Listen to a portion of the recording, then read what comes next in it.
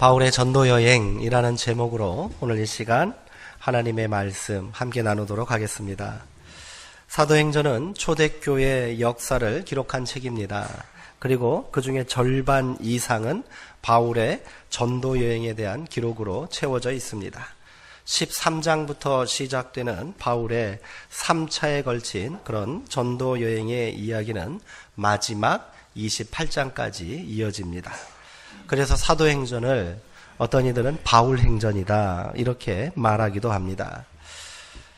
절대 무리한 평가가 아니라는 생각이 듭니다.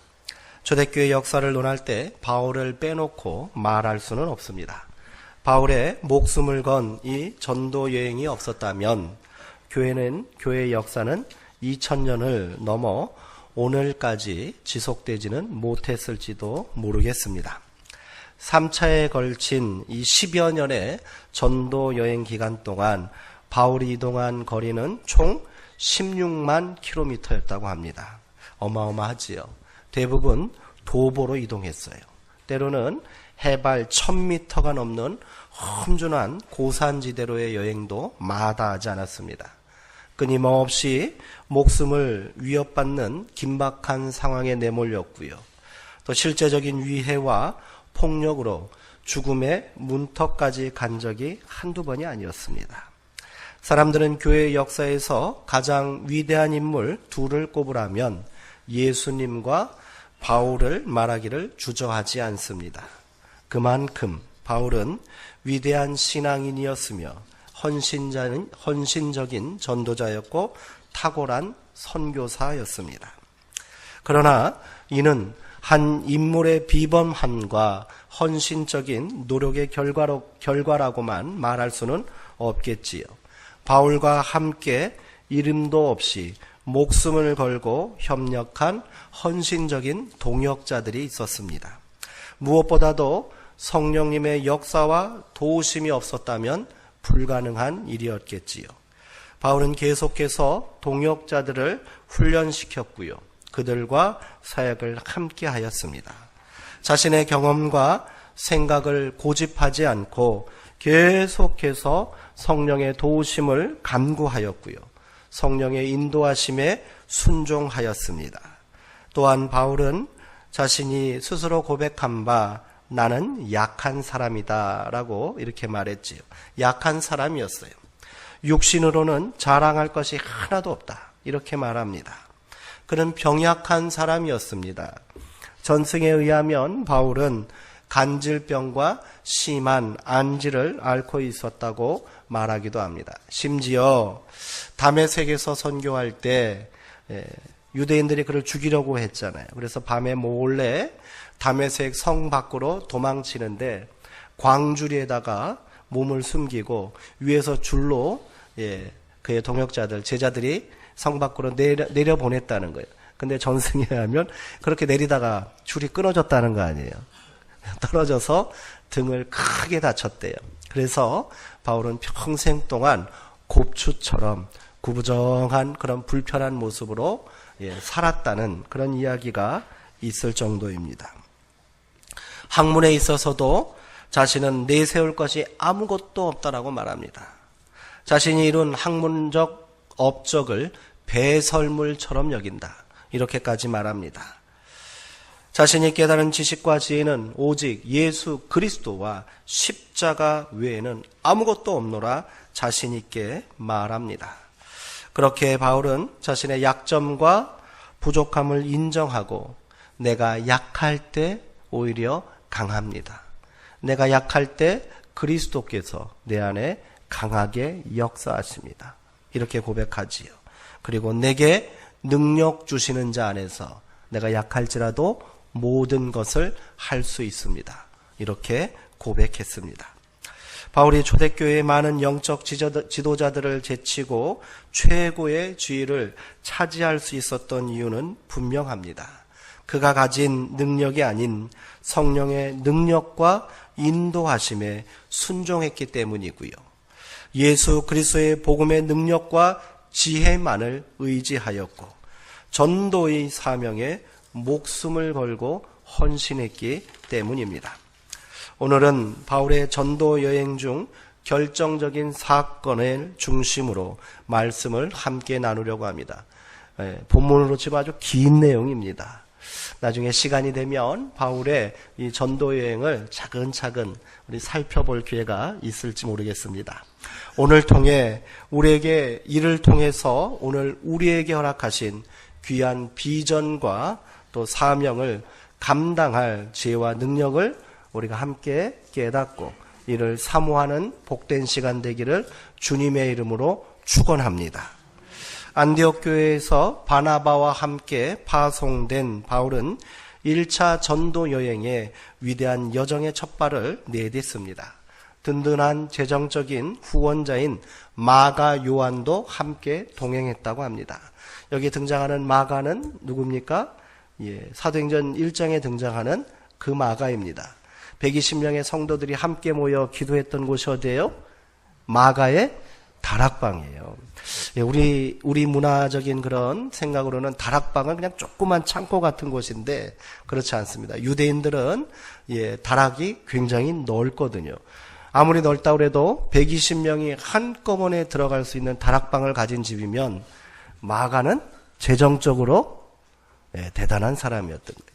이 마가가 전도여행에 동행했으니 아주 큰 힘이 되었을 것이 분명합니다. 그러나 곧바로 이들 사이에 의견 충돌로 인한 위기가 찾아왔지 않습니까? 세 사람이 어떤 이유로 다투었는지 정확히는 알 수 없으나 추측컨대 바울이 갑작스럽게 선교 계획을 수정했기 때문인 것으로 보입니다. 아시아 일대에 흩어진 교회를 순회하려 했던 애초의 선교 계획을 수정하여 해발 1000m가 넘는 고산지대에 위치한 위험하고 낯선 도시들로 선교지를 변경하자고 고집하는 바울로 인해 의견 충돌이 일어났던 거예요. 이 충돌을 좁히지 못하고 결국 마가 요한은 선교 초기 예루살렘으로 돌아갔다라고 성경은 기록합니다. 성경에는 이 사건을 아주 간단하게 기록하고 있으나 이는 결과적으로 성령의 인도하셨음을 알 수 있습니다. 바울은 확신이 있었던 거예요. 성령님께서 인도하시는 새로운 길이라고 믿었습니다. 그렇기 때문에 타협하지 않고 이 계획을 밀고 나갔던 겁니다.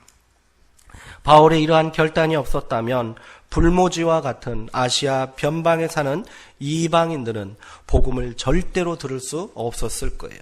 바울이 이때 루스드라와 더베를 방문하지 않았다면 그곳에 디모데 같은 신실한 청년 사역자는 절대로 등장하지 못했겠지요. 땅끝으로 향하는 첫 관문인 아시아 선교를 그저 순회 방문 정도로 생각했다면 무슨 선교의 역사가 일어날 수 있었겠습니까? 그 길이 고난의 길임을 알면서도 성공에 대한 보장이 전혀 없을지라도 성령의 인도하심을 따라 담대하게 길을 개척하는 자들을 통해 기독교 역사는 이어져 왔다는 것을 기억해야 합니다.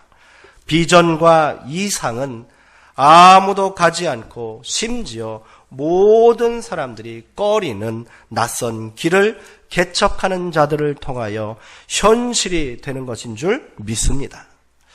오늘 우리 수정동교회가 세운 비전은 과거를 답습하는 안전하고 평범한 길이 되어서는 안 될 것입니다. 성령의 인도하심을 간구하고 그 명령을 따라 과감하게 새 길을 걷는 역사가 되어야 할 줄 믿습니다.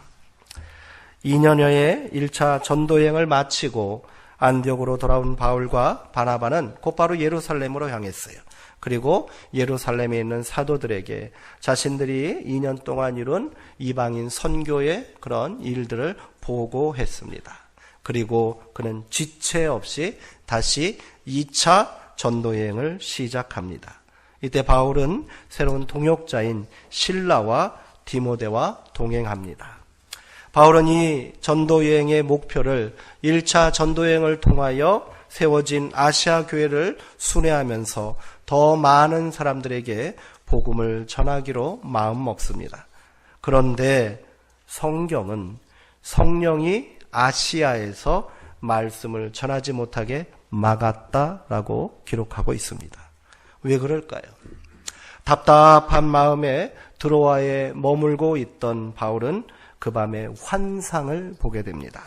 바울은 환상 가운데 낯선 사람을 만나게 됩니다. 그는 마게도니아인이었습니다. 마게도니아, 그것은 지중해 저 건너편 그리스 문명의 본고장인 유럽 땅을 말합니다. 환상 중에 나타난 마게도니아인은 바울을 향하여 마게도니아로 건너와서 우리를 도와주시오 간청합니다. 바울은 이를 성령의 인도하심이고 명령이라고 확신합니다. 그리고 곧바로 마게도냐로 건너갈 준비를 하게 이릅니다. 전혀 예정에 있던 일이 아닙니다. 금방이라도 도움을 받을 수 있는 아시아가 아닌 이미 교회가 세워져서 어쩌면 조금 더 쉽게 갈 수 있는 그 길이 아닌 아무런 도움도 후원도 받을 수 없는 마게도냐로 갑작스럽게 선교지를 변경했다는 것은 무모한 일입니다. 그저 잠시 다녀오는 것이 아니에요. 이 2차 전도 여행은 4년에서 5년 정도 걸렸습니다. 이 긴 여행을 떠나는데 이렇게 갑작스럽게 갈 수 있는 것은 정말로 어리석은 일이라고 할 수 있지요. 그 땅은 완전히 복음의 불모지입니다. 더군다나 배를 타고 지중해를 건너가야 가능한 행로였습니다. 몇 년을 차근차근 준비해도 감당하기 힘든 일일 거예요. 그러나 바울은 주저하지 않았습니다. 그것이 성령의 명령이며 인도하심이라면 당장에 순종하고 길을 떠나는 것이 옳다라고 생각한 것이었지요. 애초에 바울이 세운 선교 계획이 잘못되었다고는 할 수 없습니다.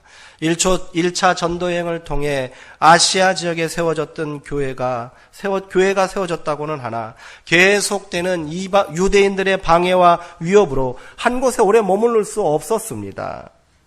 바울은 이를 안타까워 다시 이들을 찾아가려고 했던 거예요.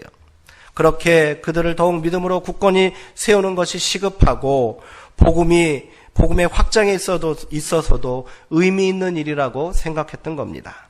그러나 성령님께서는 바울이 가야 할 곳이 따로 있고 만나서 도와야 할 사람이 따로 있다라고 지금 말씀하신 겁니다.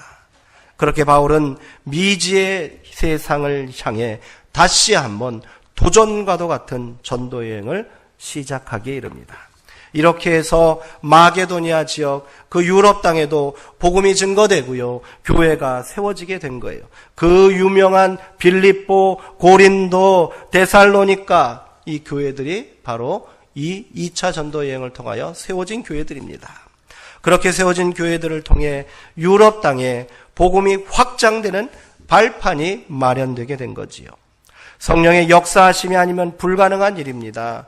또한 성령의 명령에 바울이 순종하지 않았다면 일어날 수 없는 일이었습니다. 저는 이때부터 바울의 선교 사역에 있어서 획기적인 전환점이 시작됐다고 믿습니다. 성령이 명령하시고 인도하시는 길임을 확신했기에 바울은 2차 전도 여행 중 만난 여러 가지 어려움과 위기와 환난들을 담대하게 헤쳐나갈 수 있었어요. 마게도니아의 첫 관문인 빌립보에서의 큰 성공에도 불구하고 바울 일행은 현지인들의 모함으로 인해 햇빛 한 줌 안 드는 로마의 지하 감옥에 결박되고 갇히게 되는 위기를 맞이하게 됩니다. 그러나 바울과 실라는 그 두려움과 절망의 한밤중에 어떻게 했습니까? 성경은 찬송하였다라고 기록합니다. 하나님을 찬송하였다는 거예요. 이미 체포되어 온 몸이 벗겨지고 찢겨졌습니다. 그리고 채찍질로 매질을 당한 상태입니다. 발에는 든든한 착고가 채워져 있었대요. 그리고 그들을 지키는 간수가 따로 있을 정도였답니다. 사방은 깊은 어둠에 잠겨있는 감옥 아닙니다. 도저히 찬송을 부를 수 있는 상황이 아닙니다. 성령의 도우심과 역사하심을 확신하지 않았다면 불가능한 일인 거지요. 그리고 바울은 그곳에서 자신들을 지키고 있던 간수를 전도하는 놀라운 성령의 역사를 체험했던 겁니다. 우리가 잘 알고 있는 말씀이지요. 주 예수를 믿으라. 그리하면 너와 내 집이 구원을 받으리라. 이 사건 가운데 나타난 말씀입니다. 바울은 이제 위대한 전도자이기 이전에 위대한 성령의 사람이 된 겁니다. 오늘 우리가 다시 성령의 역사하심과 그 명령에 순종해야 하는 이유가 여기 있는 것입니다. 비전을 세우고 일을 시작했는데 어찌된 영문인지 뜻대로 되지 않을 때가 있습니다. 최선을 다해 준비했고요. 이제 이 준비도 다 되었다고 생각했는데 더 이상 일이 진척되지 않아 답답할 때도 있습니다. 이때 우리는 다시 성령의 역사하심을 소망하며 기도해야 될 줄 믿습니다. 우리가 더 뜨겁게 기도로 엎드려야 하는 이유가 바로 여기 있는 거예요. 지금이 바로 그때입니다. 무언가 해야 하겠는데 어떻게 그 일을 감당해야 될지 몰라 막막할 때 우리는 기도로 성령의 인도하심을 구해야 합니다. 그리고 때로는 그 응답이 당황스럽고 감당하기 힘들게 느껴질지라도 전혀 계획에 없는 일이라 할지라도 순종해야 될 줄 믿습니다. 그래야 우리 안에 더 큰 부흥과 성령의 역사하심이 일어나게 될 줄 믿습니다. 이렇게 4년여의 전도여행을 마치고 안디옥으로 돌아온 바울은 또다시 3차 전도여행을 떠나게 됩니다. 마게도니아와 아가의 지역을 순회한 이 2차 전도여행을 마치고 아시아로 돌아왔어요. 그때 잠시 들린 에베소라는 도시가 있습니다. 그곳에서 만난 사람들이 바울을 붙잡습니다. 계속해서 우리와 우리의 가운데 남아주시오. 그러나 바울은 그것을 할 수가 없어요. 빨리 에베소로 안디옥으로 돌아가야 했기 때문이에요. 그래서 그들에게 약속한 것이 있는데 그 약속을 지키기 위해서 급히 길을 떠난 거예요. 에베소에 머물며 복음을 증거해 달라고 청하는 에베소 사람들에게 바울은 하나님의 뜻이면 당신들에게 다시 오겠습니다. 약속하고 떠났지요. 그리고 지금 그 약속을 지키기 위해서 다시 3차 전도 여행을 떠나게 된 거예요. 그리고 그 전도의 중심지인 에베소로 향한 겁니다. 이제 잠시 쉬어도 될 법한데 바울은 멈추지 않습니다. 병약한 몸을 이끌고 아시아와 유럽을 방랑하듯 또 돌아다닌 세월이 얼만데 바울은 지치지 않아요. 에베소에 도착한 바울은 두란노 서원을 전도기지 삼아 3년간 매일같이 사람들에게 복음을 증거했습니다. 그 결과 마술을 행하던 이교도들이 은 5만이나 되는 엄청난 양의 책을 모아 불사르는 회개운동이 일어났다고 합니다. 그 결과 어떻게 됐을까요? 세계 7대 불가사리로 불리는 이 아데미 신전이 세워져 있는 우상의 도시 에베소가 어떻게 변했는지 아십니까? 이후에 에베소는 초대교회의 중심지가 됩니다. 예루살렘을 대신할 교회의 중심지가 바로 에베소가 된 거예요. 요한 공동체가 거기서 활동했고요. 기독교 초대 역사에 놀라운 부흥의 역사를 이룬 곳이 바로 에베소였던 거예요. 3년의 에베소 사역을 마치고 장로들을 모아 작별 인사를 나누는 자리에서 바울은 또 다른 비장한 선교 계획을 밝힙니다. 오늘 우리가 함께 읽은 말씀 중에 있습니다. 이제 나는 성령의 지시를 따라 예루살렘으로 올라갈 것입니다. 거기에 가면 나에게 무슨 일이 닥칠지 모릅니다. 다만 내가 아는 것은 내가 어느 도시에 들어가든지 투옥과 고통이 나를 기다리고 있다는 것을 성령께서 나에게 일러주신다는 사실입니다. 그러나 내 사명을 완수하고 하나님의 은총의 복음을 전하라고 주 예수께서 나에게 맡겨주신 사명을 다할 수만 있다면 나는 조금도 내 목숨을 아끼지 않을 것입니다. 가슴이 뛰지 않으십니까? 바울은 지금 그의 마지막 선교 과업을 밝히고 있습니다. 그리고 이 일을 위하여 나는 목숨까지도 바쳤노라 고백하고 있습니다. 눈물로 바울을 붙잡고 만류하는 에베소 장로들을 향해 바울은 이렇게 권면합니다. 이제 당신들은 나를 다시는 보지 못할 수도 있습니다. 그러나 언제나 깨어 있으십시오. 그리고 내가 3년이나 밤낮으로 눈물을 흘리며 각 사람들에게 쉬지 않고 말씀을 가르치고 훈계한 것을 잊지 마십시오. 이제 이 하나님의 은총의 말씀을 당신들이 맡아야 합니다. 그 말씀을 모든 성도들에게 힘써 가르치시고 모든 믿는 사람들의 본이 되십시오. 그리하여 하나님의 생명의 유산을 함께 나누셔야 합니다. 바울은 장로들과 함께 무릎을 꿇고 기도한 후에 성령의 인도하심을 따라 그는 마지막 생의 마지막 자리가 될지도 모를 로마로 가기 위해 예루살렘으로 향했습니다. 이제 60을 바라보는 지치고 노쇠한 바울의 행보라고는 믿어지지 않습니다. 2000년 전에 60이란 나이는 이미 노년이에요. 인생의 끝자락입니다. 그러나 그는 지치지 않는 거예요. 주님께 받은 사명은 평생을 두고 감당해야 한다는 신념이 있었기 때문입니다. 마지막 죽는 날까지 한 사람이라도 더 만나 그들을 구원해야 한다는 꺼지지 않는 복음의 열정이 있었기 때문에 가능한 줄 믿습니다. 우리는 편의상 바울의 전도 여행을 3단계로 구분하여 말하고 있지만 사실 바울의 생의 전 절반은 오로지 복음에 헌신한 전도자의 삶이었고 사명의 연속이었던 것입니다.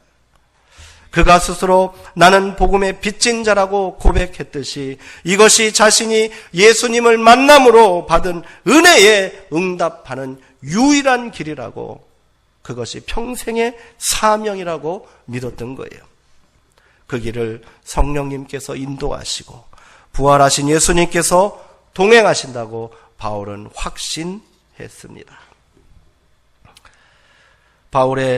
바울이 평생을 목숨을 걸고 걸어간 그 길은 그대로 오늘 우리의 사명으로 남겨져 있는 줄 믿습니다. 이제 더 갈 곳이 없습니까? 그렇지 않습니다. 제가 일전에 한번 말씀드렸습니다. 부산이요, 전국에서 복음화율 꼴등입니다. 대구와 1, 2등을 다투고 있어요. 겨우 10% 조금 넘어갔습니다. 아직도 가야 할 곳이 있고요, 만나야 할 사람들이 있다는 거예요. 바울의 사명은 그대로 오늘 우리가 이어나가야 할 사명이라는 거예요. 우리는 여전히 가야 할 곳이 있고요, 만나야 할 사람들이 있습니다. 이만하면 충분하다고 생각한다면 하나님의 자녀된 은혜를 망각하는 겁니다. 땅끝까지 이르러 증인되라는 위대한 비전과 사명을 이제 우리 수정동 교회가 힘써 감당하게 되기를 소망합니다. 이를 위해 우리는 더욱 뜨겁게 기도해야 합니다. 바울의 전도 사역은 철저하게 성령의 인도하심에 순종하며 나아가는 헌신의 길이었습니다. 우리도 그래야만 합니다. 기도하지 않고는 성령의 역사하심과 인도하심을 받을 수 없기에 기도해야 하는 거예요. 성령의 도우심과 역사하심이 없다면 사명을 감당할 수 없기에, 비전을 성취할 수 없기에 더더욱 그리해야 합니다. 내 힘으로 하는 것이 아니지 않습니까? 내 능력으로 하는 게 아닙니다. 사람이 일하는 것이 아니라 하나님께서 일하시는 곳이 바로 교회인 줄 믿습니다. 우리 수정동 교회가 이러한 놀라운 역사가 일어나게 되기를 주님의 이름으로 축원합니다. 내 생각과 고집 내려놓고요, 자신의 한계와 부족함을 정직하게 고백하며 하나님을 바라볼 때 비로소 하나님께서 우리 가운데 일하시게 되실 줄 믿습니다. 우리의 시선이 하나님의 시선이 될 때, 우리의 생각이 하나님의 생각이 될 때, 우리의 비전과 열심은 비로소 하나님의 비전과 열심이 되는 줄 믿습니다. 그렇기에 우리는 더더욱 성령의 충만한 은혜를 사모하며 기도하고 또 모여 기도해야 합니다. 그렇게 우리 수정동교회 모든 성도들이 기도하는 하나님의 사람, 성령의 사람 되기를 주님의 이름으로 축원합니다. 함께 비전을 나누고 사명을 감당합시다. 매일매일 만나는 사람들에게 그리스도의 복음을 전하고 그 사랑을 나누기로 힘씁시다. 하루에 한 사람에게라도 반드시 복음을 전하고, 그것이 내게 감당하기 힘든 일이라면 그 만난 한 사람에게 그리스도의 선한 영향력을 끼치고 그리스도의 사랑을 증거하도록 하나님 나를 보내시고 나로 깨어나게 하여 주시옵소서. 기도합시다. 만나는 사람마다 친절을 베푸시고요, 진실함으로 대하십시오. 할 수만 있는 대로 모든 사람과 더불어 화목하시기 바랍니다. 그렇게 우리의 삶이 성령의 역사가 되기를 소망합니다. 그렇게 우리의 삶이 그리스도와 동행하는 하나님이 역사하시는 삶이 되기를 축원합니다. 성령이 역사하시는 삶이 되어야 되지 않겠습니까? 그러기 위해서는 우리가 받은 귀한 사명을, 복음의 그 은혜를 감당하는 삶을 힘써 감당해야 될 줄 믿습니다. 이번 한 주간도 하나님께 만날 만한 사람을 만나게 하시고 갈 만한 곳으로 우리를 보내소서 기도합시다. 그리하여 우리의 삶 가운데 충만한 성령의 능력과 하나님의 선한 동역의 역사가 일어나기를 주님의 이름으로 축원합니다. 기도하겠습니다.